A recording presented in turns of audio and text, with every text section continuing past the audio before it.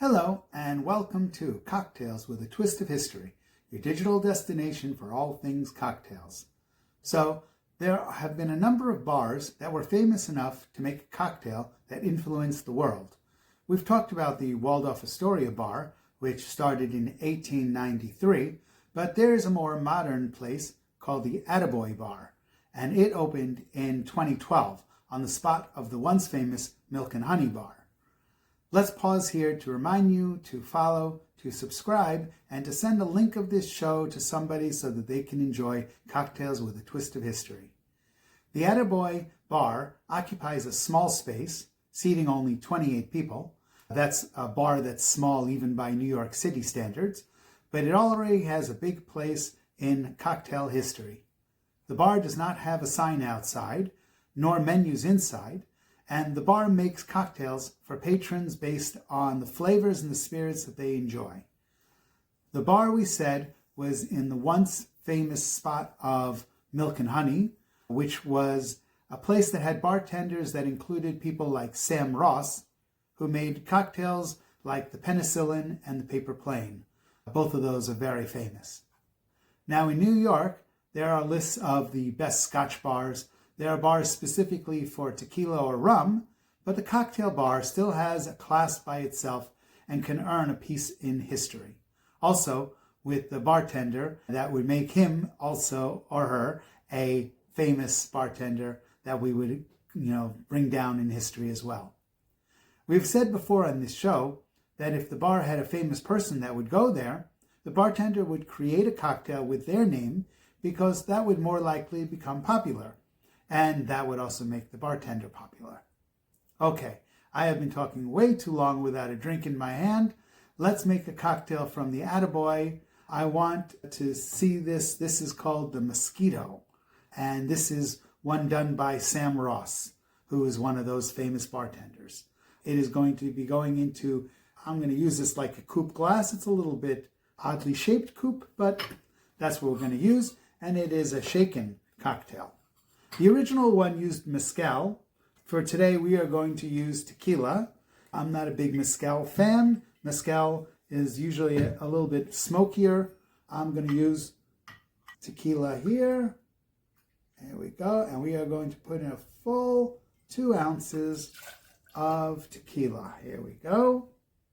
Now, that's interesting because in a lot of time periods, a lot of these cocktails were really equal parts on each item, which the original one of this did say it should be equal parts. I think we're going to make it with 2 ounces of tequila, and the other parts will be equal amounts, including lemon juice, which we are going to use right over here. Lemon juice, and something called a ginger syrup, which is ginger and sugar, and that's cooked together. Now, this is a cocktail that has Campari.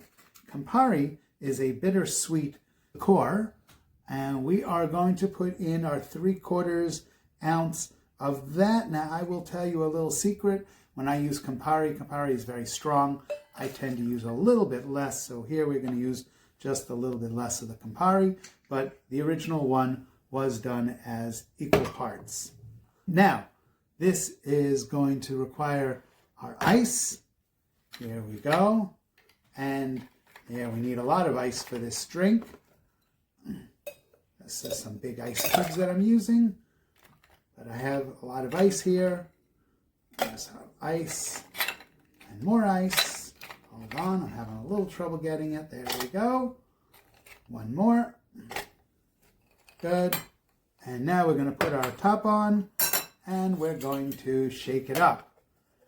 Let's see, we've got our top. Hold on, not fitting right. This definitely fits this one. Here we go. Always make sure that your equipment is proper, because if it's not, it's going to spill out all over the place. And let's shake. This one does not need a lot of shaking, but here we are. You can see it already starts to get cold right away. And we're going to shake and open, and we're going to pour. because of the Campari, it becomes a very nice, pretty pink color. And that is perfect for our glass. And here we go. This is called a Mosquito. Let's try. Very, very good. The balance is really nice. The Campari is still very forward, even though I used less. Probably could have even used a little less, but not by much. This really, you don't want it to go away, but you taste that little bittersweet. You taste the tequila, the lemon, the ginger is just beautiful in here. This is really good. Very good cocktail. And like I said, it's a shaken cocktail. You put it in this kind of a coupe glass. The original one said that you garnish it with ginger, with a candied ginger. That's nice. I don't have any candied ginger on me, but okay.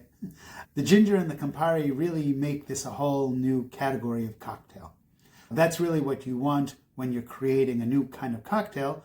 You don't want just a slight variation on something. You want something that is different. And this really is different. By the way, you can spread the word of the cocktail that I created in the episode about Amelia Earhart.